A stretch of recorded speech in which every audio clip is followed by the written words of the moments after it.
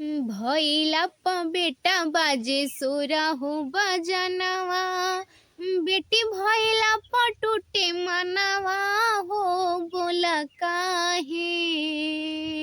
भइला प बेटा बाजे सोरा हो बजनवा।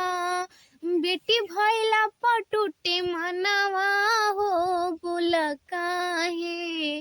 अब गर्भे में मारल जाता जानवा हो बोला काहे। अब गर्भे में मारल जाता जानवा हो बोला काहे। भइला प बेटा बाजे सोरा हो बजनवा। बेटी भइला प टूटे मनवा हो बोला काहे।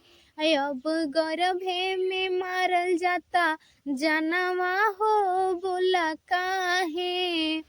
अब गर्भे में मारल जाता जानवा हो बोला काहे। बेटिए त होली कबहू केहुओ के माई।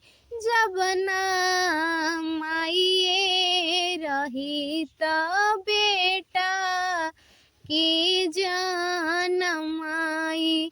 आखिर बेटिए त होली कबहू केहुओ के माई।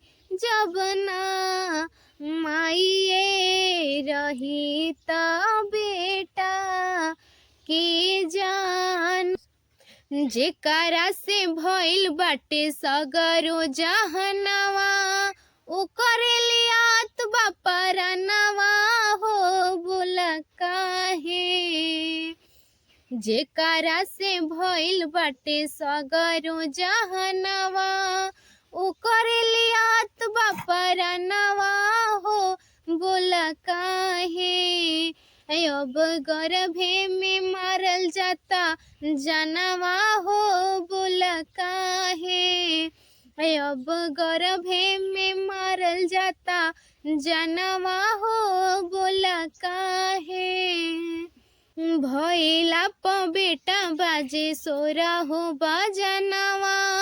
बेटी भइला प टूटे मनवा हो बोला काहे। अब गर्भे में मारल जाता जानवा हो बोला काहे। अब गर्भे में मारल जाता जानवा हो बोला काहे। बेटी से जादे बेटा सुख ना दे पाई। तबो माई औरी बाबू कहे धन परई। कबो बेटी से जादे बेटा सुख ना दे पाई। तबो माई औरी बाबू कहे धन परई। दिनो दिनो भइल जाता बेटी के पतनवा। जेकरा से बाटे वतनवा हो बोला काहे। अब गर्भे में मारल जाता जानवा हो बोला काहे। अब गर्भे में मारल जाता जानवा हो बोला काहे। लिखले भैया आजाद सबसे बिनती बा भाई। जहिया बेटी न रही सृष्टि खत्म हो जाई।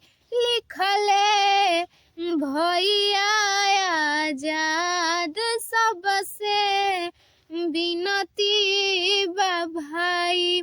जहिया बेटी न रही सृष्टि खत्म हो जाई।